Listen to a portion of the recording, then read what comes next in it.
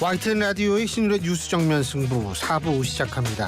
제가 항상 말씀드리지만 유튜브에 들어가셔서 YTN 라디오 구독해 주시고요. 신율의 뉴스 정면 승부 여러분 좋아요뿐만 아니라 댓글도 남겨주시면 정말 개인적으로 감사드리겠습니다. 자, 신율의 뉴스 정면 승부 목요일의 4부는 정법 승부죠. 오늘도 함께해 주실 두 분 소개해드리겠습니다. 박성배 변호사 나와 계십니다. 어서 오십시오. 안녕하세요. 장윤미 변호사십니다. 안녕하십니까? 네, 안녕하세요. 예. 야, 우리가 지금 경제 규모는 세계에서 6, 7위 정도 되거든요. 규모만 따지면. 네. 근데 이제 이거 지금 지금 소식을 보면은 누리호 탑재 위성 차세대 소형 위성 2호라 그러죠. 1차 분리가 됐다는 소식이 지금 들어오고 있는데요. 자, 이렇게 되면은 우리가 최소한도 7위 안에 들어가는 거거든요. 세계 우주 강국으로서. 제가 솔직히 고백하는데 저 사실 뭐 이렇게 제가 감동하리라고 생각을 안 했어요. 근데 지금 방송하면서 이걸 보니까 마음이 막 뿌듯해지고 제 가슴이 왜 괜히 이렇게 벌떡벌떡 뛰는지 모르겠어요. 정말 자랑스럽습니다. 뭐 저는 한 거는 전혀 없습니다만 정말 자랑스럽고 정말 훌륭한 나라에 살고 있구나라는 생각이 들게 됩니다. 근데 이제 이렇게 얘기를 하다가 이게 분위기가 확 바뀌어진데 어떡하죠? 이 첫 번째 주제가 이 택시기사 살해 혐의의 이기영인데 이거 진짜 이 얘기를 안 할 수가 없어요. 예. 누리 탑재 위성 루미르 3차 분리됐다라는 거. 저희가 위성이 한 6, 7개 우리가 싣고 올라갔다라는 말씀 어제 들었죠? 자, 1차 위성 첫 번째 위성 궤도에 안착시키고 이제 두 번째 위성도 안착시키는 모양입니다.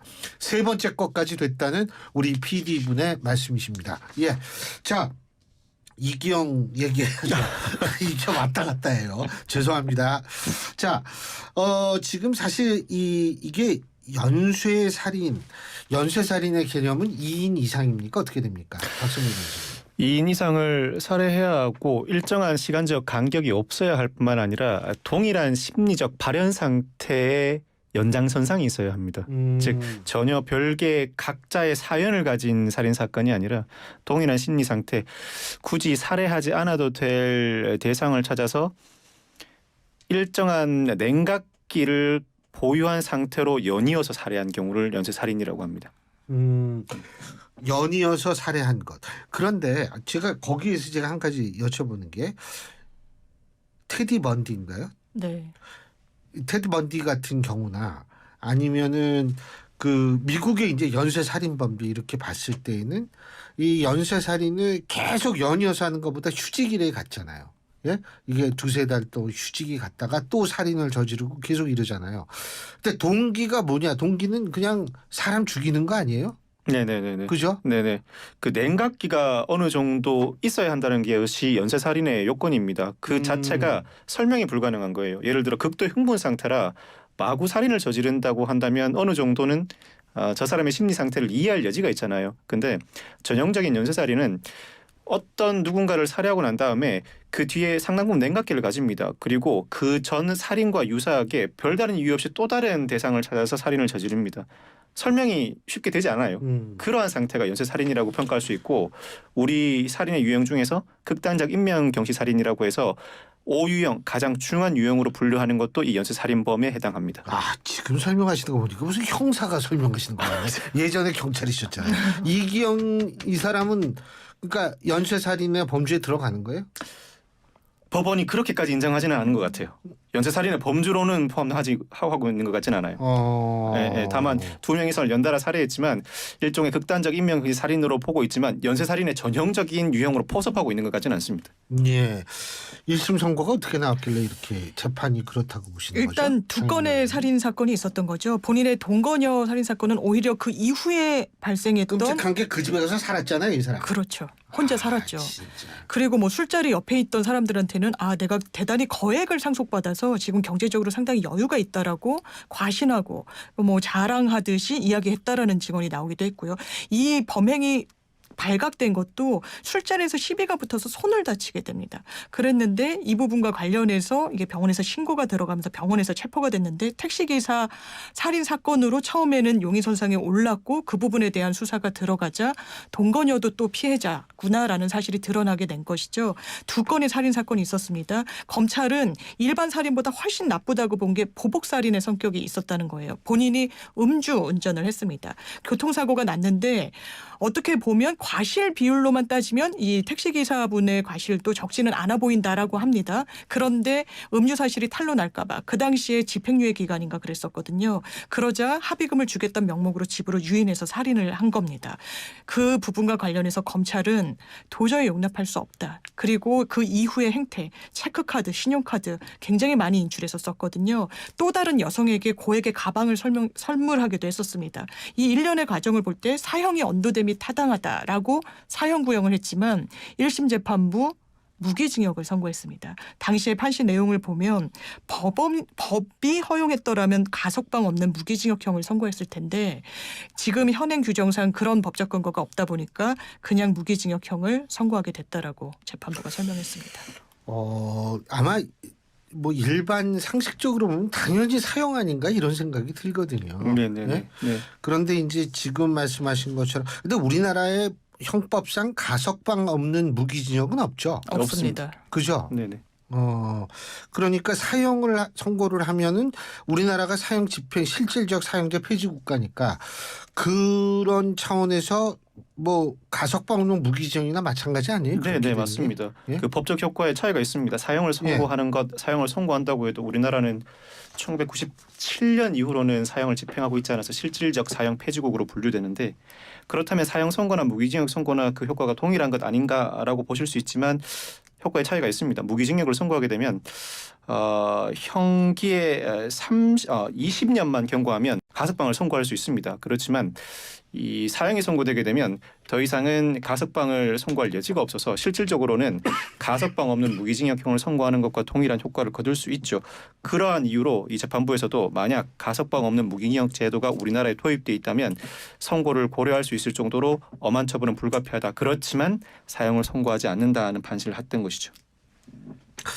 그게 사실 이 돌아가신 택시기사분의 따님이 재판 결과를 도저히 납득할 수 없다 법원에 탄원서를 보냈다고 하는데 이게 어쨌든 사형을 구형한 검찰은 이제 항소를 할 거 아닙니까? 그죠? 이미 했다라는 보도가 이미 했죠? 나왔더라고요. 예. 이미 했으면 이런 탄원서가 이 2심 판사한테 좀 영향을 미칠 수 있을까요? 장 변호사님 어떻게 그렇죠. 보세요? 왜냐하면 이 탄원의 의미는 이 피해자분은 말이 없습니다. 돌아가셨으니까요. 유족들이 이 부분과 관련해서 어떻게 처리해 주기를 원하는지 당연히 재판부에 의견을 올릴 수가 있는 겁니다. 그리고 그 부분에 굉장히 크게 좌우된다고 보기는 어렵지만 쉽사리 무시하기도 어려운 의견인 것은 당연하게도 사실입니다. 이 유족들이 올리고 있는 탄원의 내용은 이렇습니다. 우리는 사형 이외에 다른 형이 선고될 거라고는 생각조차 하지 않는다는 거예요. 왜? 본인의 가장이 사망했거든요. 그 이후에도 마치 사망하지 않은 것처럼 살아있는 것처럼 문자를 주고받기도 했었습니다. 왜 집에 들어오지 않느냐는 가족들의 질문에 답변을 하고 이랬거든요. 휴대전화로. 본인이 그 택시기사를 가장해서 더 용납할 수가 없는 부분이 있는 거죠. 다만 재판부 입장은 사형이 97년도 이후에 전혀 집행되고 있지 않습니다. 실제로 사형을 언도받고 지금 수감 중인 이런 수감자들도 상당수가 되고 있어요. 실질적인 사형 폐지국으로 분류되고 있고 그렇다면 사형을 선고하는 게 실질적으로 어떤 의미가 있을 것인가 재판부 고민했을 겁니다. 왜? 집행되지 않으니까요. 그렇다면 실질적으로는 무기징역형을 선고하는 게 맞지 않겠느냐는 판단을 내렸을 수 있지만 사실 입법적인 공백 이런 가석방 없는 무기징역이란 게 있어야 사회적인 격리가 철저하게 보장되기 때문에 지금 이기영 같은 경우에도 전자발찌 부착을 했거든요. 가석방이 될 수 있으니까요. 그렇다면 이런 부분에 대한 좀 논의 국회 차원에서 시작해야 되는 시점이 된 것 같습니다. 아니 뭐 전자발찌든 뭐든 사실은 이 사람이 지금 저지른 죄만 놓고 보더라도 상식적으로 본다면 이건 도저히 사회적으로 용서될 수도 없는 그렇습니다. 죄거든요. 뭐 우리가 흔히 뭐 죄는 미워하지만 사람을 미워하지 말라. 저는 솔직히 그거 잘 공감을 못해요. 예? 그런데 이런 정도의 흉악범을 지금 우리 사회가 어느 정도 받아들여야 되는지 글쎄 제가 이 인권의식이 지극히 박약하다는 욕을 먹을 수는 있겠습니다만 상식적으로는 저는 사회에 다시 돌아올 수 있는 가능성 이거 자체가 우리 사회를 상당히 좀 걱정을 하게 만드는 것 아닌가 이런 생각이 들거든요. 이 사건은 우선 여자친구의 경우에는 결국 시신을 못 찾았습니다. 시신을 찾는 과정에서도 피고인은 수사기관을 조롱하는 듯한 언사를 하기도 했었죠. 시신 없는 살인 사건이라 일부분은 무죄가 선고되는 것 아닌가라는 우려도 나왔지만 그렇지는 않았습니다. 여러 정황상 일부 무죄를 선고할 수는 없는 상황이었고 단순 살인을 넘어서서 금전을 목적으로 한 강도 살인이자 보복을 당하지 않으려는 즉 신고를 당함으로써 자신의 음주운전으로 인한 가중처벌을 피하기 위한 보복 목적 살인이라면 그 죄질은 매우 불량하죠. 특별한 이유도 없는 살인이라고 할 수 있는데 이기영의 태도도 다소 특이합니다. 통상 이와 같은 일이 벌어지면 반성문을 여러 차례 제출하잖아요. 일부라도 선처를 받고자 하는데 이기영은 그와 다르게 법정에서도 일절 변명의 여지가 없고 피해자와 유족에게 사죄의 말씀을 드린다. 사회적 무리가 되지 않도록 재판부에서 중형을 선고해달라 엄벌을 받아들이겠다라고 언급을 합니다. 이 발언 자체를 두고 일각에서는 사이코패스의 다른 면을 보여준다는 평가도 내리고 있습니다만 제가 보기에는 상당히 전략적인 태도가 아닐까. 반성문을 여러 차례 제출하는 것보다는 오히려 이와 같은 발언을 함으로써 진정 반성하는 태도를 보이는 것이 재판부로 하여금 사형 선고한 것 자체도 재판부 입장에서는 상당히 부담입니다. 혹여나 부담을 가지면서도 고민할 수 있는 사형 선고를 방지하기 위해서 이러한 태도가 오히려 반성하는 모습을 더 설득력 있게 전달하는 방식이라고 판단하지 않았을까 예상을 해봅니다. 지금 혹시 그 경찰 생활하실 때 원세살인범 보신 적 있어요? 저는 직접 보지 못했습니다. 직접 보지는 네. 못하셨죠. 제가 이전에 다른 방송사에서 방송할 때 유영철을 검거한 그 경찰 형사분하고 인터뷰를 한 적이 있는데 그분 굉장히 기분이 안 좋았다라는 말씀을 한 적이 있어요.